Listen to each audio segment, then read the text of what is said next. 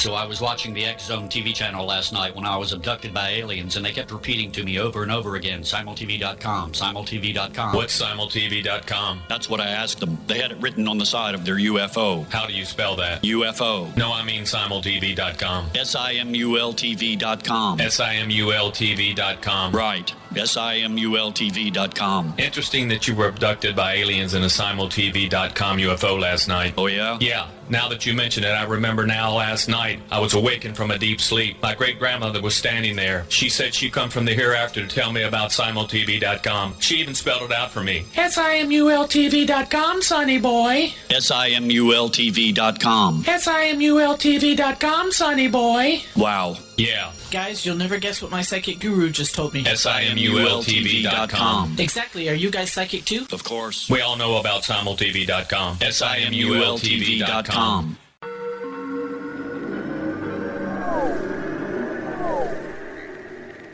Roswell in the 21st century is a detailed re-examination of the Roswell UFO crash case. I have studied the evidence for more than 30 years, and I now put that evidence under a microscope in a cold case examination of the facts. These facts might not please everyone. They are based on my comprehensive investigation that took years to complete, but they do lead to the conclusion that whatever fell was not built on Earth.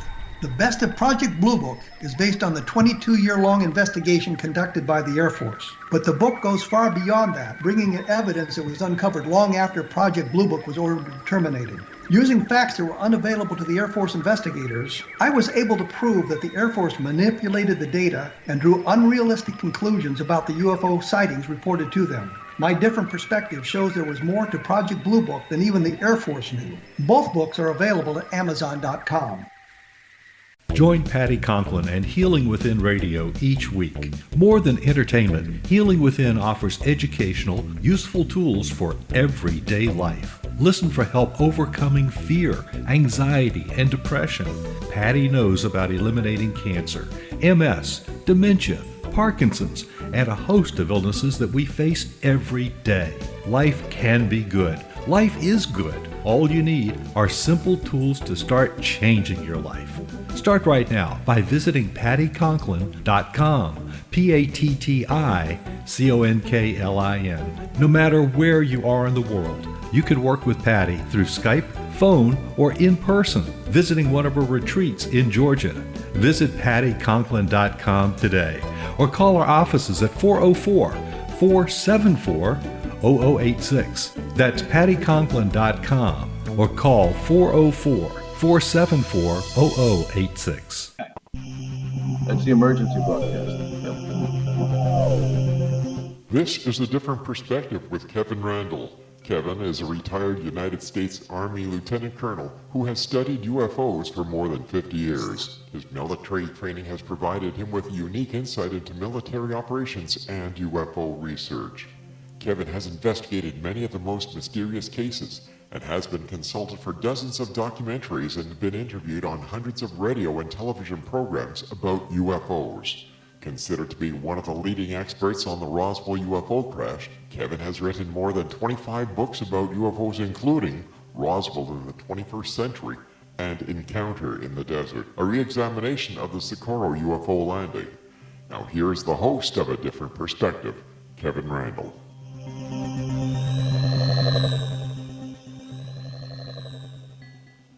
And welcome to this edition of A Different Perspective. I am indeed Kevin Randle, and before we start, I'm going to warn you all, I have had trouble speaking today. I do not know why. English is my native tongue. I just have trouble speaking it today for some reason. I'm joined today by Robert Sheaffer, who tells me he is a writer with a lifelong interest in astronomy and the question of life on other planets, as we all are. He is one of the leading skeptical investigators of UFOs and wrote the Psychic Vibrations column in the Skeptical Inquirer for almost 40 years. His book, Psychic Vibrations, reprints some of those columns. His most recent book is Bad UFOs, that came out in 2016, which is also the name of his blog that casts a skeptical eye on claims about UFOs. He is also the author of UFO Sightings, 1998, and has appeared on many radio and TV programs. His writings and reviews have appeared in such diverse publications as Omni, And for those of you who don't remember, that used to be sort of a science fiction, science fact magazine. Scientific America, Spaceflight, Astronomy, The Humanist, Free Inquiry, Reason, and many others. He is also a founding director and past chairman of the Bay Area Skeptics, a local skeptics group in the San Francisco Bay Area, which made perfect sense to me. He lives near San Diego, California. He has worked as a data communications engineer in the Silicon Valley. Well, that explains a lot. And sings in professional opera productions. His blog, as I said, is badufos.com. Robert Sheaffer, welcome to A Different Perspective. Thank you, Kevin. We're glad to be here. I didn't botch that too badly, did I? No, you got that right. I'm thinking how dated it all sounds, a publication that people never even heard of. But hey, that used to be hot stuff, like you said. That was a big glossy magazine on the newsstands, and now it's gone. Well, yeah, find a newsstand now. That's another. That's right. They're right on newsstands now. Oh, and it didn't translate to, I guess, the internet. Well, anyway, I invited you on the program. I had Michael Shermer on several months ago, and I wanted to ask him questions about evidence, but we got off on Project Mogul, which is always a mistake. And I think I was somewhat overbearing. Well, you not only understand, you probably memorized all the launches and where they landed and what each document says, and nobody else knows that stuff. I'd have to go and spend a couple days looking for it and to reply to what you said. I think the interesting thing is a lot of the guests I have on the program who've written UFO books aren't aware that I know as much about the phenomenon as I do. And we sometimes get off on tangents there because they say something that I know is absolutely preposterous. I try to follow it to the end. And he mentioned something about Project Mogul and was not aware of some of the facts. But before we get into Project Mogul, and I'm sure we'll get there at some point, I wanted to talk to you about something I wanted to talk to him about, which was the nature of evidence. And we did some of that, but we didn't get into it too deeply. And I know that people have different thresholds of the evidence they'll accept as proving something or disproving something. And as a skeptic, I think your threshold is somewhat higher than those on the other side of the fence, the true believers. But is there, in today's environment, is there a case or a report that you find particularly intriguing, which is not necessarily proof of alien visitation, but certainly is not easily explainable in terrestrial terms? No, I don't think anything is like that. I suppose you would have to say that the hottest unexplained case, so-called right now, is the so-called Tic Tac UFO video that came through our good friends originally, To the Stars and Tom DeLonge, and then finally the Navy got around to releasing it several years after To the Stars claimed that it had been released, when of course it wasn't, it was just leaked. Midwest has, as you know, on Metapunk has done a lot of examination of that, and people, and there's a forum for discussing these things. This really, both of those, the Tic Tac and the gimbal UFO video appear to be distant jets. And if we knew exactly when, what time and exactly where they were taken, we might even be able to figure out which jets, because apparently this, flight-aware radar thing is quite good for doing that. So no, I don't think that, people say, well, it went from 28,000 feet down to 0 feet in 2 seconds or something, and therefore it traveled at this speed and it's impossible, and therefore it's alien or it's, something spectacular. And no, the pilot, Fravor, was directed to a spot in the ocean at 28,000 feet. They said, when you get to this spot, that's where the UFO is at 28,000 feet. Looks around, he doesn't see anything. Then you start looking around. Well, it must be a UFO here somewhere. Then starts looking down at the ground and at the water. Well, what does he see? He sees a shape. Could have been a lot of things. Could have been a submarine. Could have been a balloon below him or whatever. But the point is, it's a different object. People, jump to the conclusion. Well, it went from here to here in 0 seconds. No, it didn't. He tried. There was nothing in point A. So you look around. There's something in point B. Not necessarily the same object. Probably not the same object. So that's why I'm saying, there really isn't any evidence. in this kind of thing. We just don't have enough to nail down any claims about it. Well, what about the Levelland case? We have witnesses at 13 separate locations reporting a similar object. It interacts with the environment. We have police officers involved, fire marshal involved, many civilians reporting the thing independently, stalling car engines, causing the headlights to dim, the radios to fill with static. I recall you brought this up the last time that I was on, and now since then there was something very interesting that I saw, and I'll see if I can find it now. But somebody did a write-up on this. I think I'm trying to remember if it was on UFO Updates or where it was, but basically the story, it doesn't seem to be quite consistent. In other words, of who's reporting it, and the suggestion is that a couple of guys were hoaxing the calls. And now I should have, I suppose, looked this up in advance, because obviously I should have realized you were going to ask about that, and I'm trying to think of where that would be now. But what evidence did they present that a couple of guys were hoaxing the calls? I can't remember it. Oh gosh, look, I really can't. I don't have. No. It's all right. I can go and look at a few places, and if I'm lucky. Let me ask you this. Let's stop the search. Let's do it this way. After we discussed it last time, did you looked at some more information about it? Did you come to any conclusions? Did you reach anything other than this report that some of the guys were hoaxing the phone calls? I didn't find, I mean, we talked about the Blue Book records and so on. I didn't do anything more on them. I don't have anything more on that. I guess I should take better notes on this. I could get back to you, because this doesn't work on a radio show. I could get back to you in a couple days with the information, but I'm afraid I can't pull it up right. What I'm looking for here is, and this is what bothers me, and it bothers me from both sides of the coin, whether it's the skeptical side or the true believer side, is you mention a case and the belief structure of the person you're talking to seems to come into play, and they reject all the evidence that suggests the other side of the coin. The Charles Whitted case comes to mind immediately. Those were the two airline pilots who saw the cigar-shaped objects with the square windows. I am convinced, based on the evidence, based on reading the reports, that they saw a bolide, very bright meteor. And we have evidence to support that conclusion based on the Zond 4 reentry in 1968, which was a Soviet spacecraft reentering. And some people described what they saw and thought it was a UFO as a cigar-shaped craft with square windows and a flame out the back. So, but some of my friends on the true believer side just reject that completely and totally. Say, well, no, these were veteran pilots.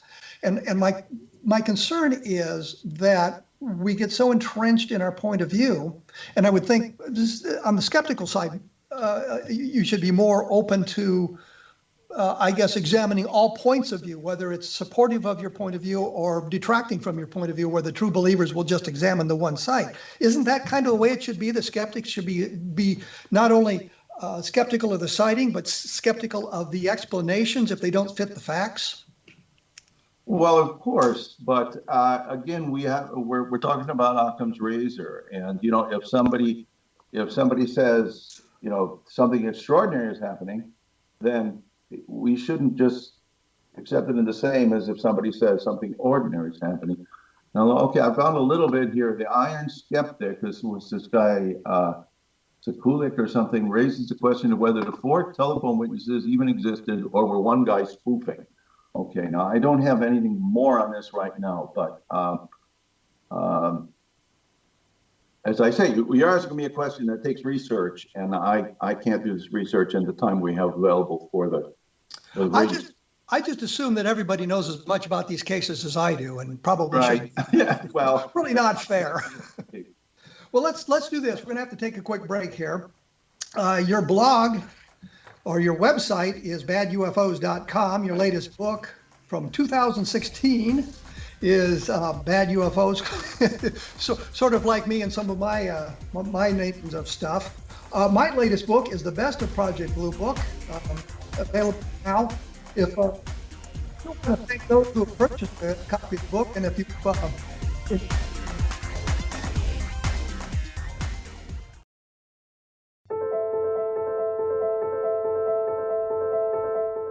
Are you looking for psychic services that empower as well as provide accurate information? Jenny is a third-generation psychic with extensive esoteric training. A practicing professional intuitive for over 30 years, her accuracy is astounding. While most psychics can read what will happen to you if you don't change directions, Jenny understands the future is subjective. While there is a river of time we all traverse, that river has many waves, eddies, currents, and tributaries from which to choose. With Jenny as your guide, you can explore the many possible outcomes in the river of time and navigate your course to the one of your liking. Take control of your future. Book your life-changing session with Jenny today at www.gen-e.net. That's www.gen-e.net.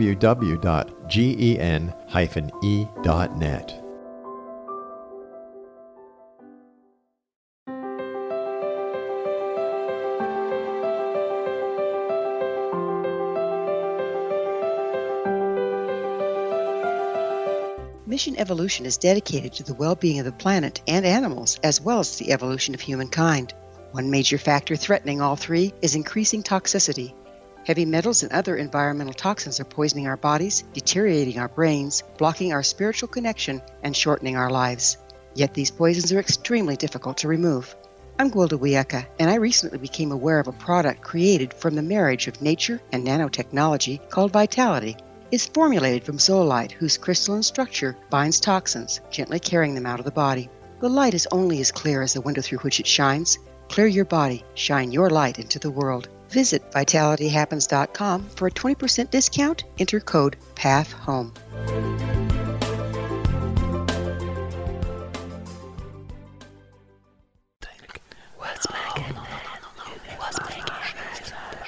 In the mid-1990s, I was approached by a young woman who believed she'd been abducted by alien creatures.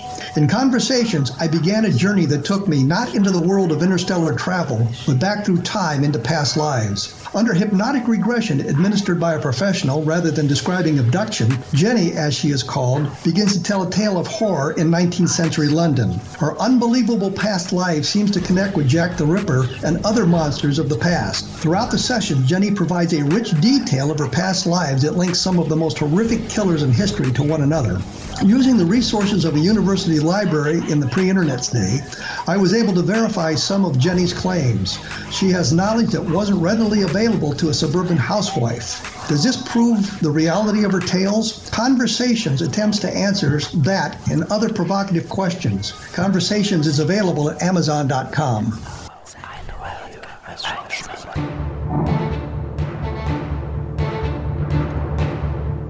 I'm here with Robert Sheaffer. We're talking bad UFOs, we're talking level land, we're talking all sorts of different things here.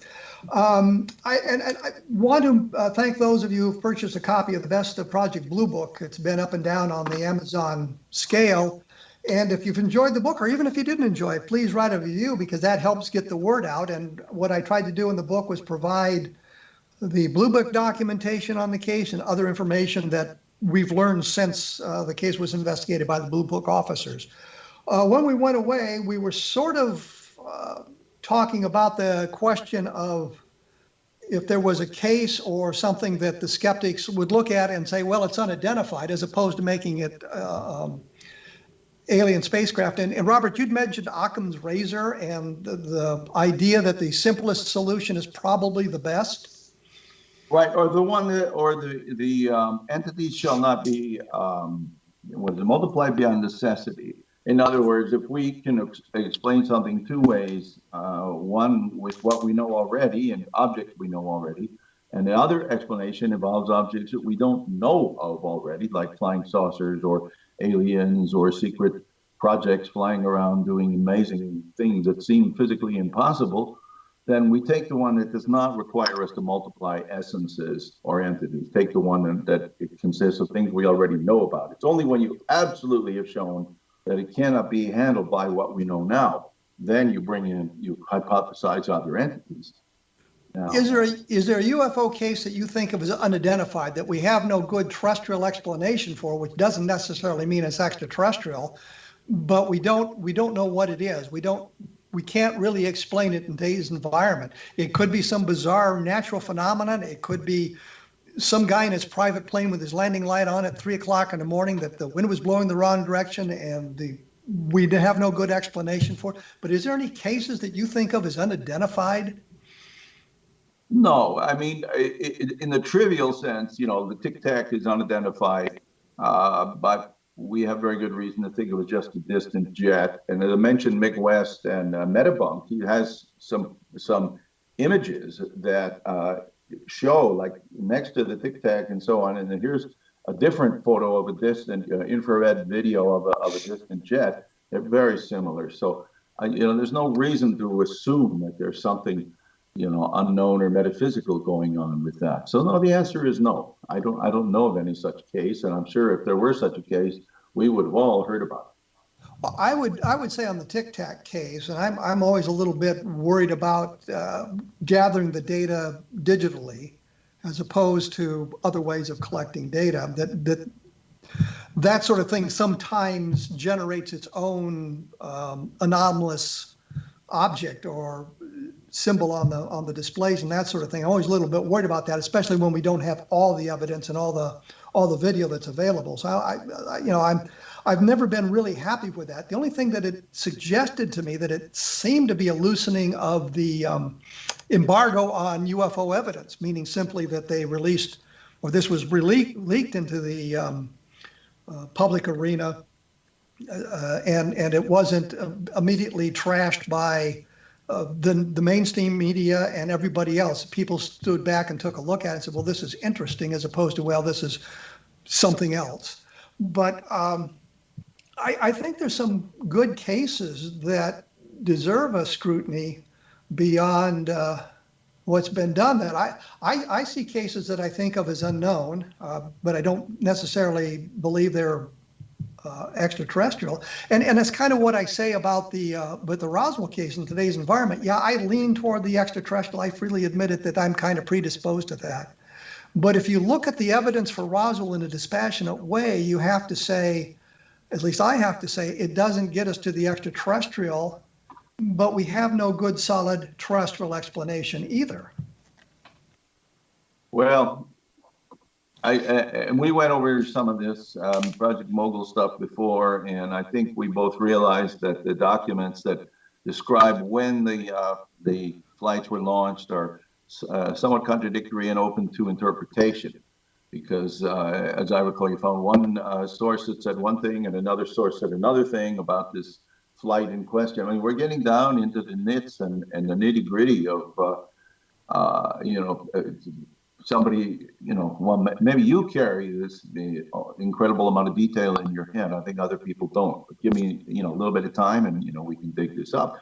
But the point is simply that, I don't see that the mogul can be completely ruled out here. And given that that's far more likely than something else. I mean, what Annie Jacobson said in her the book about Area 51, that it was a conspiracy between Stalin and Mengele, deformed children, and they must have built something that looked like a saucer, and it crashed there. And the most amazing thing of all was this was done just 10 days after Kenneth Arnold, in the first sightings. And so this whole thing would have to have been put together in 10 days by Stalin and Mengele, which is great. The whole thing is crazy. But, I'm certainly not going to believe that either. But this leads me to my other question. We have documentation that suggests flight number 4, which was the mogul flight that supposedly was responsible for the debris. And I go to that explanation for the listeners who may not be as familiar with this as you and I, that it did not fly. There's no documentation it flew. It was said that it was canceled. And you suggest, well, there's interpretations of the documentation. No, but there was another entry that talked about it being released. But the question is this: we have documentation that suggests there's no crash recovered debris, and you accept those documents as authentic right off the bat. And so the question becomes, do you look at them from a skeptical light? Take, for example, the letter written by Nathan Twining, actually probably written by Howard McCoy for Twining's signature, on September, I think it's September 23rd, 1947, that begins with, the phenomena is something real and not fictitious or illusionary. And in the text of that letter, he says the lack of crash recovered debris. Right. So the skeptical community says, well, this proves that there was no crash at Roswell because Twining and Howard McCoy would be the guys who would know it. That's accepted out without question. But there are interpretations that can be made to that document that kind of negate that point of view. So now we're arguing about interpretations. You could say that, well, they wrote that to hide it from the public. What I would say here, since you mentioned that, what I would say here is they were responding to a specific set of circumstances and sightings that were given to them for analysis. And in those sets of documents that they used, there was nothing about crash recovered debris. So it's not hiding something. It's that information was not supplied to them as they were doing their interpretation, and they added nothing to that interpretation given the classification levels. So I say that document can be interpreted as not really negating Roswell. But the skeptical community accepts it sort of without question. Well, again, it's a question of Occam's razor. Which is more likely, that this document which says there was nothing recovered is authentic, or that something was recovered of an unknown nature, either extraterrestrial or something really weird from a hollow earth or time travelers or some crazy thing like that, and that these guys didn't know that this happened or were lying about it? I mean, that's a lot more implausible than to simply say what they are saying is, what they appear to be saying is exactly what they mean. I'm not phrasing my question properly. I'm sure that's the problem here. What I'm trying to say is that specific letter, there's other documents that make your point much stronger, but this particular one was based solely on the evidence that was presented to them. It's kind of like a debate, and they're working within the classification system that was there, and they could not put top secret material into something that was classified only secret. That's a whole nother kettle of fish. Yeah. All I'm saying is they were responding to a specific set of circumstances that was given to them for analysis, and in that specific set of circumstances, we know the sightings that it was drawn from. There was nothing about Roswell. Ergo, it doesn't necessarily negate the possibility of Roswell. Oh, but again, they talked about they're not talking about the absence of extraterrestrial evidence in this one particular set of cases they were given. They're talking about the general lack of any solid evidence, including more than just what the cases they were looking at, and should presumably also include Roswell, since these guys were, very high up the intelligence chain. But you're adding things to the analysis that aren't in evidence. And isn't that kind of what you were arguing against with Occam's razor? Maybe I don't understand why you say I'm adding things. I'm saying that what they wrote appears to be correct, and this is not, misinformation or anything like that. They're just telling it the way they thought it to be. Well, let me interrupt you here, because we're going to have to take a break. I wanted to mention that there are other fine programs about the paranormal on the X-Zone Broadcast Network at XZBN. So take a look at the listings at the X-Zone website, and I'm sure you're going to find something that will be of interest to you. My recent books are Roswell in the 21st Century, Encounter in the Desert about the Socorro UFO landing, which I probably should bring that up with Robert as well. And the latest is the Best of Project Blue book. Robert's latest book is Bad UFOs, and his website is www.badufos.com, and there's information there from his point of view and arguments. And many of what he posts on his website I find intriguing and completely and totally acceptable. I think it's just little fine things that we disagree on. We will be back right after this with Robert Sheaffer talking about the nature of evidence and bad UFOs. So please stick around.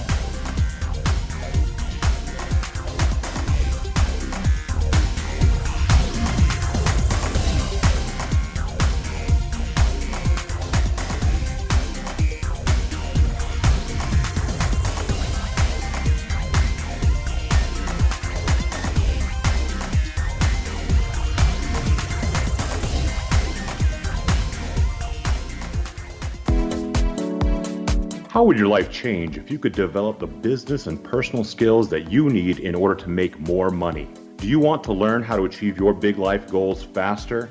Then go to findhiddenmoney.com and get the Goal for It online course. The course teaches you how you can set and achieve your biggest goals while completely overcoming the roadblocks to your goals so that you can realize your dreams and imagine more success. Go to findhiddenmoney.com. If you are looking for a safe, zero-calorie natural option to the harmful artificial sweeteners on the market today, Just Like Sugar is what you're looking for. Just Like Sugar is a wonderful natural alternative for those health-conscious people who choose a calorie-restricted diet with a great, pure, sweet flavor that tastes just like sugar. Just Like Sugar is a great natural option for people suffering from diabetes and may be useful in restricted diet programs where standard sugars are not allowed and does not cause a laxative effect of some other sweeteners. Just Like Sugar comprises a perfect blend of chicory root fiber, natural calcium, natural vitamin C, and Just Like Sugar's sweetness comes from the natural flavors from the peel of the orange. Just Like Sugar is a natural alternative to harmful artificial sweeteners and will change the way that you believe all natural sweetener products taste.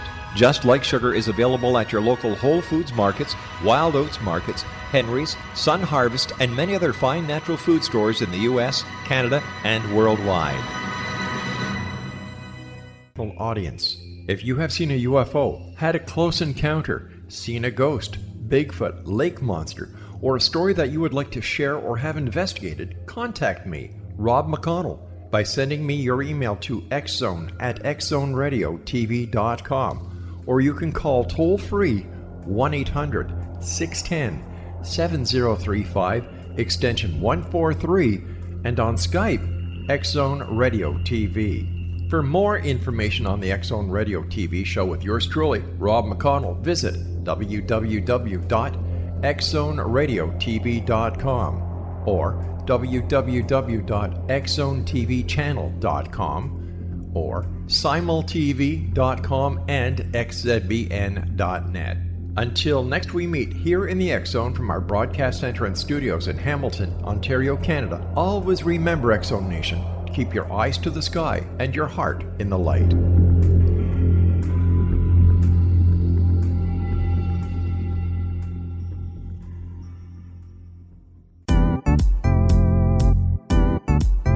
Memorable dynamic presentations are a not-so-secret weapon in the business world. Do you have a powerful message that must be shared, but you haven't found a way to deliver that message? Do you want to be known as a top public speaker who gets amazing results? Are you ready to create and deliver your powerful message? Thomas Hides can help you create and deliver your speech to get the results you desire. Visit iconquality.com.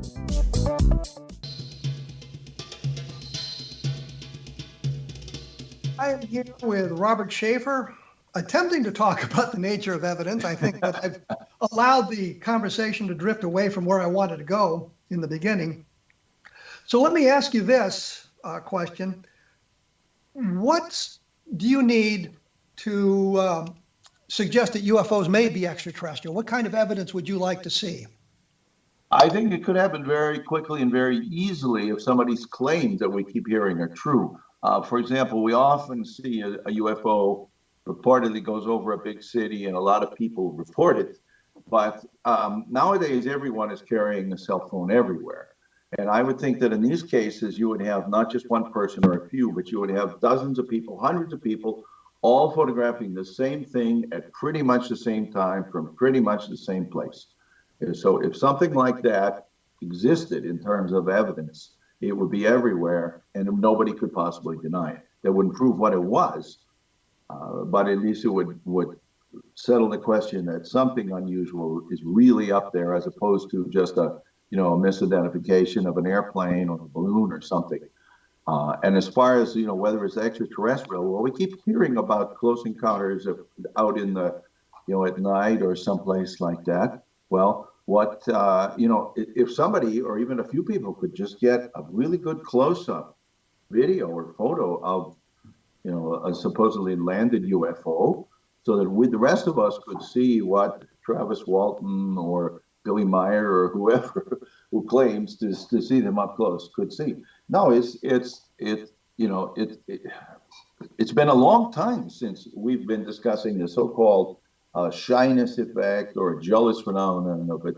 It shows itself only very suspiciously, to a few people here and there, not like objects in the real world. If a meteor goes over, everybody sees it. If a UFO goes over, well, maybe some people see it, maybe some people don't.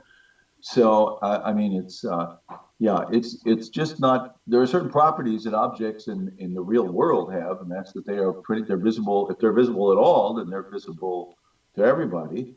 And that just isn't happening. We just don't have that kind of evidence. There's always something wrong with the accounts. It just leaves it just short of evidence that we would expect from a real object. Well, I would say two things. Number one, the problem with the cell phone analogy is the fact nobody's looking up; they're all looking at their damn cell phone. Well, I don't know how likely that is. But this leads to the important question, which is, you would accept that sort of evidence, meaning you don't have to have a craft and a body. You would accept this, the film evidence. You would see that multiply redundant, and not by people who came out together. Not like people who all came on a bus on an outing and they all took pictures of it and then go back in the bus. Talking about something that was anybody who was in the area saw it and photographed it. If it was multiple redundancy of reporting, then I don't question that at all. You're saying multiple independent sources. Right. And if there was a radar confirmation, that would just add to the evidence? Again, it's a question of how well the radar correlates with what people are saying. I mean, we see this again and again. We see this with Tic Tac. We see this with other reported radar cases. Somebody's looking at a radar scope. They say, I see something on a radar scope. Go out and see if you see something. Guy steps outside. He looks. He sees Venus. He says, oh yeah, I see it. It's out there. See, I mean, that's not radar confirmation, but that's the kind of thing that appears to be happening when claims are made of radar confirmation. What I'm saying is that there is a level of evidence you would accept that does not require the landing of a spacecraft. Right. And if the performance of the craft in the videos is... if it were truly, if you could be analyzed and shown to be, well, it went from point A to point B in short time and very high speed, okay, that'll be evidence. But it's not, somebody sees something at point A and then somebody else sees something else at point B, and they say, well, it went from A to B in very short time. But no, if you can show this happening, you can see it along the way, see it moving, so that there's no speculation involved. Then that's something that has to be taken seriously. But that doesn't happen, or it hasn't happened. But the thing you also seem to be suggesting here is that there is no alien visitation, ergo nothing that we have in the way of evidence today would be of sufficient quality to prove alien visitation, because it seems to be a circular argument to me, and I may be missing something here. And I understand that the threshold of evidence is extremely high, and we need it to be extremely high. But it also seems that you might be suggesting that we reject some of the evidence simply because Occam's razor says no. A terrestrial explanation is obviously preferable to an extraterrestrial explanation, but that doesn't mean that if you've accounted for all the facts and you have no terrestrial explanation, that there must be one out there somewhere. No, I don't think that's what I'm saying. I'm not aware of any cases that come even close to meeting the criteria that I have described before. I guess maybe we need to look at something more concrete. The famous Phoenix lights, for example, which are really two separate incidents, but they always conflate them. That's how you tell a reporter who's doing a bad job or a ufologist who's doing a bad job. They talk about one of the incidents and they show a photo from the other. So, but in this case, okay, everybody, so the famous part, the second part of the Phoenix lights were flare drops from the, which is Barry Goldwater Range, the Air National Guard, Maryland Air National Guard, dropping flares, very widely seen. And this was after 10 p.m. on whichever night it was in 1997, I think, 1997. Yeah. Anyway, that we can explain. But some people, it was widely seen, it was multiply independently seen. That's not a problem. But from the extraterrestrial standpoint, where there's a problem, because we know where they came from. They were flares being dropped by the Maryland Air National Guard, who were part of this, what do they call it, project, Snowbird, I think it was. Was that it? But anyway. No, well, it really doesn't matter, because I know the Air National Guard and the National Guard actually do annual training at various bases around the country to keep themselves current. So the fact that they were there dropping flares, I think, is beyond dispute. We all agree that the famous films, the famous photographs are of the flares, and you can see them disappearing behind the Estrella Mountains in Phoenix. Right. We all agree on that. Right. But now the first part, of course, was seen widely, not quite as widely, because it wasn't probably as high in the sky. But they say, well, it was flying triangle or whatever. But it was really 5 separate aircraft, probably A-10s, flying in. They behaved exactly as an aircraft would if they were coming into Davis Mountain Air Force Base, because they were part of this, the training effort. But people, again, are trying to make a big thing out of it and say, well, these were obviously extraterrestrial craft. They were whatever, properties ascribed to them. So that's why I'm saying that these are not cases like these are the best we have. I don't think anybody would say, well, that's, it's an insignificant case of Phoenix Lights. That's one of the big, oh my God, Phoenix Lights. And yet these are explainable too. So, it's just, if that's the best you got, where's your evidence? With the triangle, the triangle seemed to have moved, I think, and I could be wrong on the direction. It seemed to have moved from near the Arizona-Nevada border down to the southeast, moving toward Tucson, Arizona. Yes, there are some people who got a good look at it, and it was not separate aircraft that they were referring to, but was in fact a triangular shaped object. Well, again, I know there were aircraft flying formation in the area at the same time. Yeah, but that was what the people reported. That was their interpretation of it. There was a video taken, and I can give you that information. I've got all this on my blog. As a search box, just look for Phoenix Lights on my blog. And it goes into, we know that there was it was on Terry Proctor was a guy who took the photo, and this was from a Discovery Channel program, UFOs over Phoenix. And at the start of the video, you can see them in a particular orientation. 10 seconds later, 20 seconds later, 43 seconds later, the planes are moving with respect to each other. So it's not a solid object. So again, if this is the best solid evidence that anyone has. Again, I don't doubt that the people who reported, they thought it was a solid object. I'm sure that they thought that, but they're apparently this was not correct. Well, we've seen a lot of cases that have blown up in the years, and Charles Whitted again springs to mind the great case of the cigar-shaped object with the square windows. Yeah. And I like I said, Jerry Clark and I disagree on this. I think it's explainable. He believes it is something more than just a bowline. We're going to take our last break here. I'm sitting here with Robert Sheaffer, or I should say we're social distancing. Yes. He being in California and me not being in California. Yeah. His website is www.badufos.com. The book, which came out about 4 years ago, is Bad UFOs. Mine, of course, is Roswell in the 21st Century, because I think it gives a more dispassionate look at the Roswell case. And we've mentioned Mogul, and there's a big, long chapter about Mogul in that book for those of you who are interested in getting into the minutia of some of these things. So we will be back right after this with Robert Sheaffer, and we'll try to talk a little bit more about the nature of evidence. So stick around.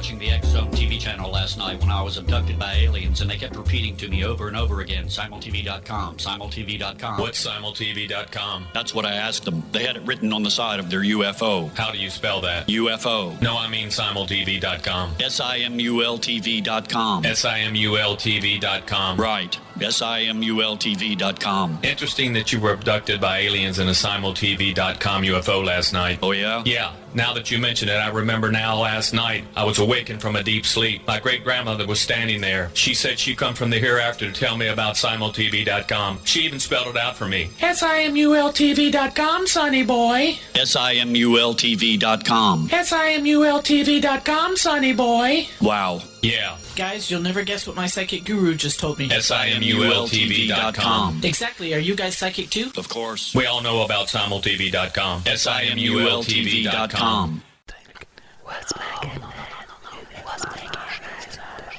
In the mid-1990s, I was approached by a young woman who believed she'd been abducted by alien creatures.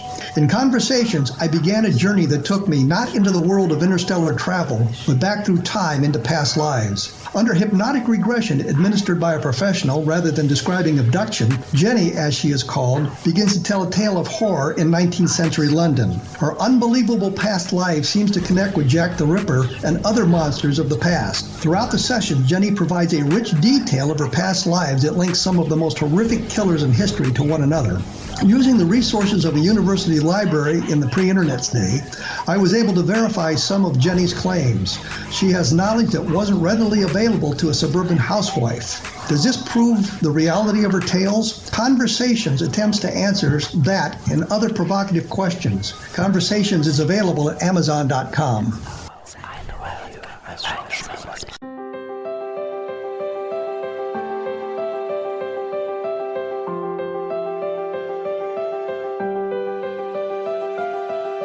Mission Evolution is dedicated to the well-being of the planet and animals, as well as the evolution of humankind.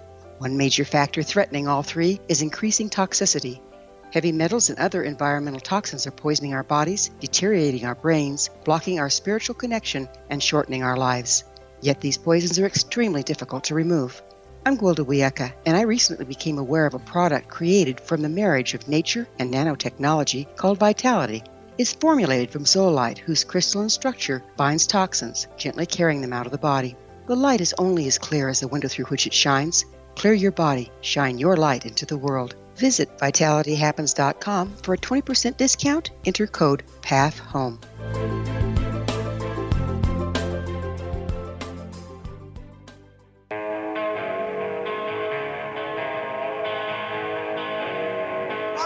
Here's my guest on a different perspective. We're talking the nature of evidence.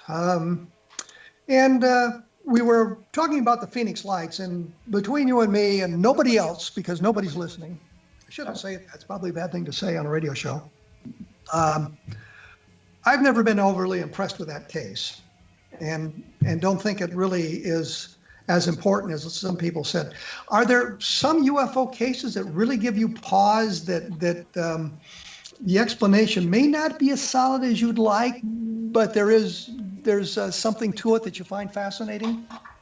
Isn't that essentially the same question you asked before? That was there some, that I thought I was trying to nuance it a bit.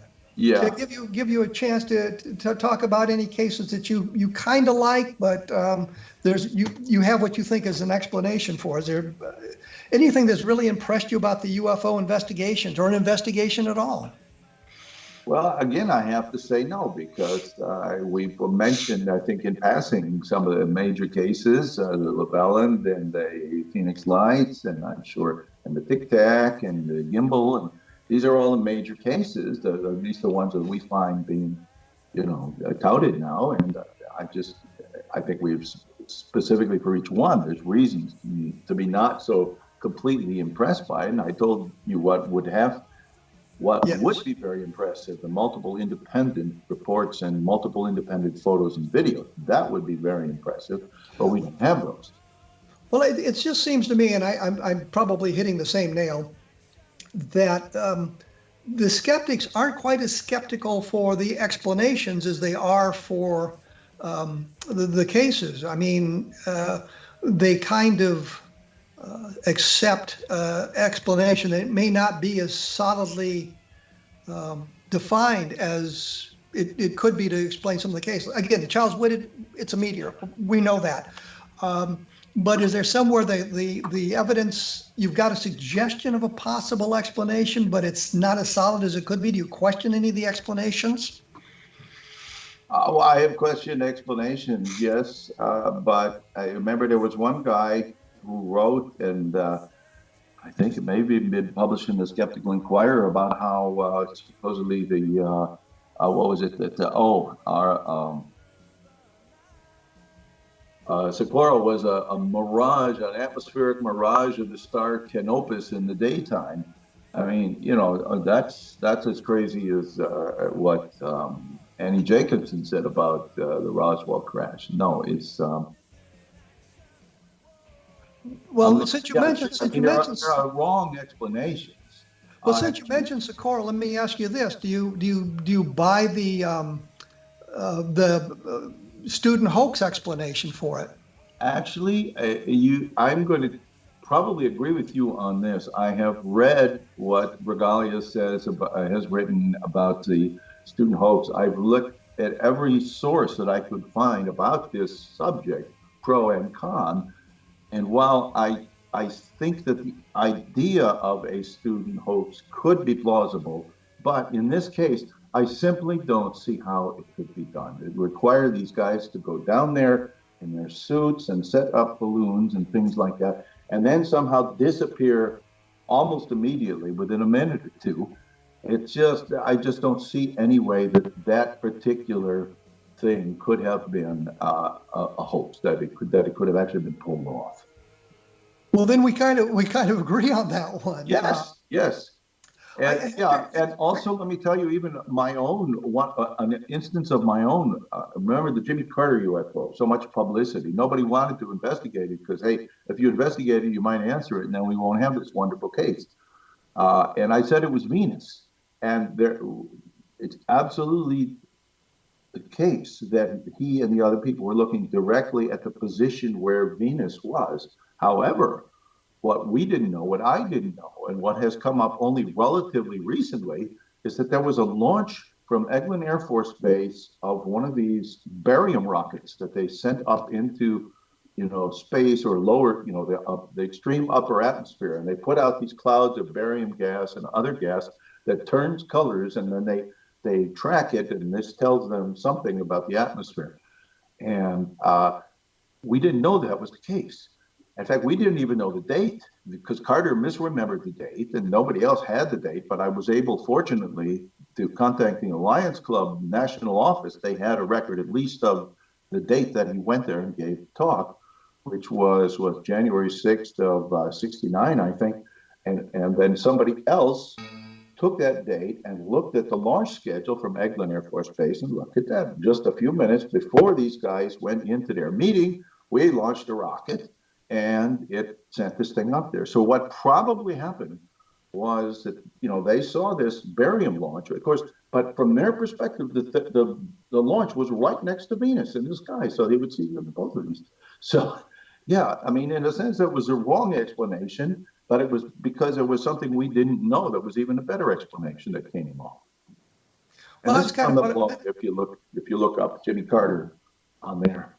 Well, that's kind of what I'm looking for here, was that the skeptical explanation isn't necessarily always acceptable or accepted. And I think, again, of Hector Quintanilla, who investigated the Socorro landing and came away saying, well, I don't know what it was. I'm going to have to label it unknown.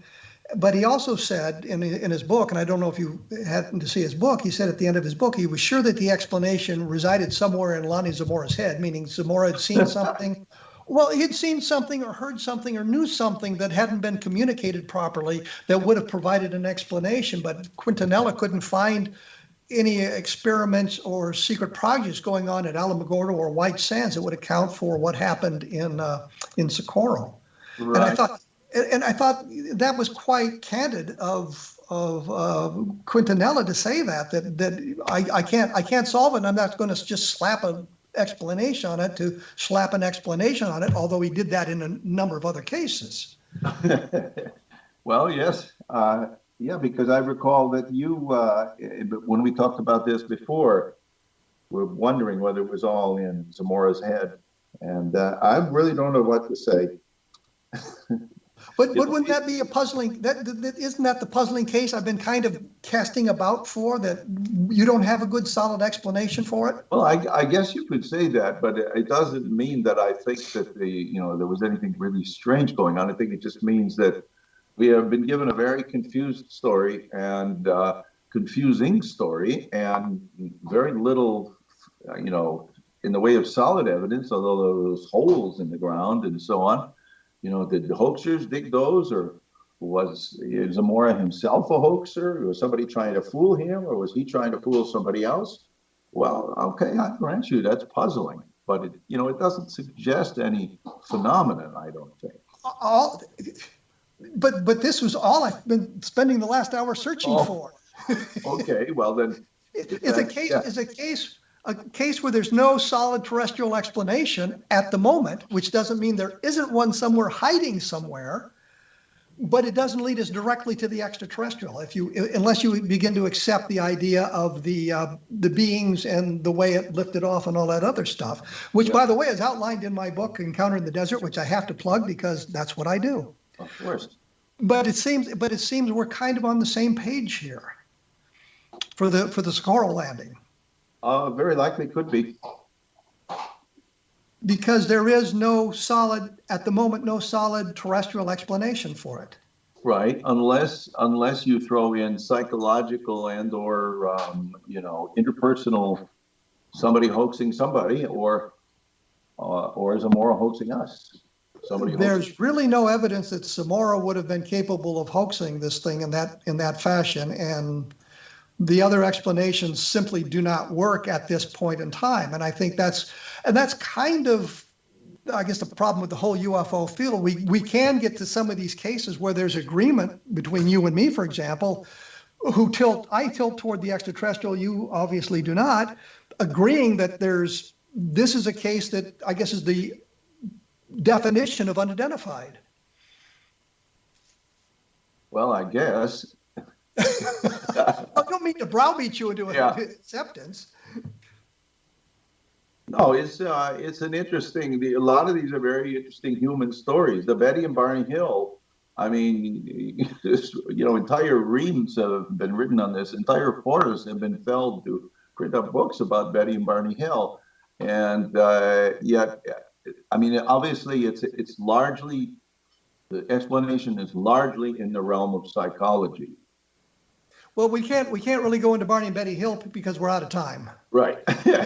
and that's unfortunate, because I think it would be an interesting thing to explore, and I'll have you back to explore Barney and Betty Hill and the abduction phenomenon. Robert, thank you so much for appearing on the program. Your website is www.badufos.com. I've been there. I visited. It's a good website. Take a look at it. Get you a different perspective on the UFO phenomenon. And I read yours too, and I find a lot of worthwhile, just interviewing people and pointing out things and analyzing things. It's very, very useful material there. Well, thank you very much. Next week, I'm going to be visiting with Don Schmidt.